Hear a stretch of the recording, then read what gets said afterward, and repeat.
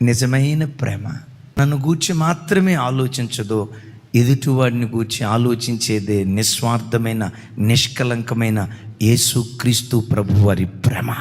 ధనవంతులమైన మనలను మనమే సంతోషపరుచుకొనక పేదవారి పేదరికాన్ని భరించుటకు బద్ధులమై ఉన్నాం.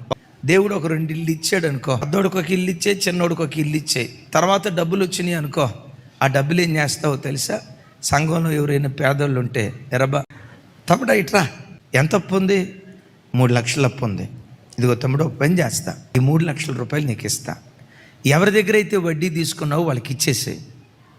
నెల 3,000 రూపాయలు వడ్డీ కడతావు కదా, ఆ డబ్బులు నాకు ఇచ్చే. ఆ నెల 3,000 రూపాయలు నేను ఇచ్చిన డబ్బులు తిరిగి నాకు ఇచ్చేటట్లుగా, అది సంవత్సరం కానీ 2 సంవత్సరాలు కానీ 3 సంవత్సరాలు కానీ, ఇదిగో ఇలా నువ్వు చేస్తే నమ్ము ఈ మాట, నీ పిల్లలను దేవుడు ఆశీర్వదిస్తాడు.